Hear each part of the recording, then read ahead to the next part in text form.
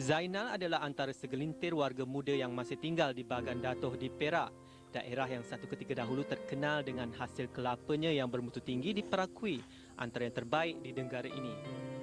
Ketika ramai golongan muda berpusu-pusu meninggalkan kampung halaman untuk ke bandar, beliau memilih untuk berjasa pada bumi. Walaupun harga kelapa kepada pengguna dikatakan akan naik, belum tentu manfaatnya akan melimpah kepada pekebun kecil seperti Zainal. Malah harga yang diambil dari peraih juga semakin menurun. Sekarang ni makin menurun lah sebab susah nak mengeluarkannya, lagipun saingan daripada kelapa Indonesia. Ketika ini, industri kelapa dikatakan bukanlah industri yang boleh mampu mengayakan tokeh-tokeh, apatah lagi pekebun-pekebun kecil ini. Hasil pendapatan mereka juga tidak banyak berubah seperti 15 tahun dahulu, sedangkan kos sara hidup semakin hari semakin meningkat. Tapi sekarang ni saya rasa harga pun agak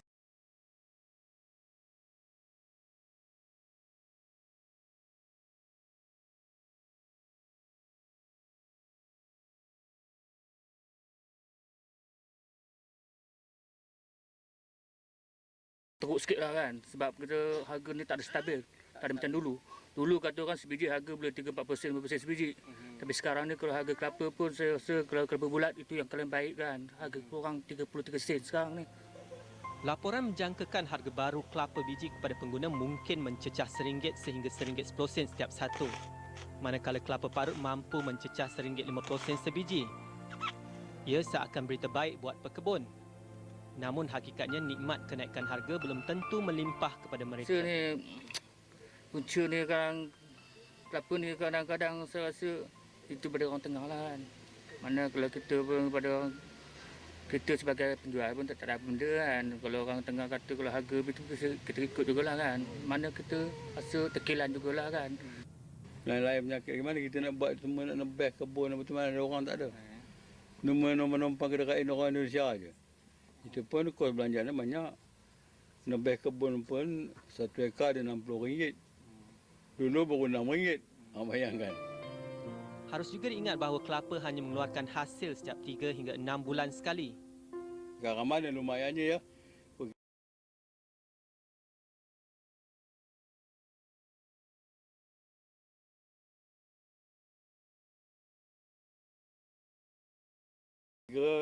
Dapat pun kata RM10 pun belanjanya barang pun naik. Tidak dinafikan bahawa pasaran adalah faktor penting dalam mempengaruhi harga komoditi, tetapi adakah ia membabitkan harga kelapa yang ada kalanya tidak dapat menampung permintaan di negara kita sendiri? Ketika ini harga kelapa masih tidak stabil, ia terlalu dikawal oleh harga pasaran. Merayulah kadang-kadang supaya minta kerajaan stabilkan harga, tetapkan harga. Kalau boleh kita minta kepada kementerian atau kabinet supaya dengan pantau harga kelapa ni supaya stabilkan, jangan kita harga turun. Bila turun kita barang sekarang dah naik. Belumlah kan sekarang ni petani-petani pun sungut. Harga kelapa pun tak ada, kurang kan. Masalah diburukkan lagi apabila tiada badan induk seperti Felda dan Felcra yang dapat membantu. Beliau meminta diwujudkan satu badan induk bagi mengawal industri kelapa. Sudahlah kerjanya berat, pendapatannya pula mengecewakan. Kerana itu ramai pemuda meninggalkan kampung halaman mencari pekerjaan yang lebih terjamin. Yang orang muda ni mana lagi? Orang muda habis pindah ke Lumpur. Ini ada. Mana dia saja yang sanggup menunggu sini. Ada yang berpendapat petani seharusnya lebih bersikap proaktif serta mempunyai inisiatif untuk menambah punca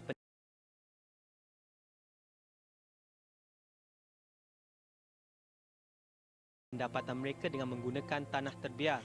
Namun ini juga memerlukan modal. Semua maklum sekiranya tiada cagaran dan tidak berijazah, tabung bantuan berjuta ringgit sememangnya sukar digapai. Satu tabung khas untuk golongan muda yang tidak terlalu berkira perlu diwujudkan. Tidak semua golongan muda cuba lari dari tanggungjawab untuk membangunkan industri tani negara.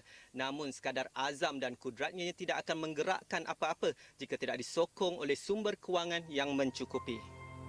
Kini terpulanglah kepada pihak-pihak yang diamanahkan untuk mencari jalan penyelesaian terbaik membela golongan ini. Ini kerana petani muda ketika ini masih memerhati benar atau tidak, serius atau tidak dan bersungguh atau tidak untuk kita membangunkan sektor ini.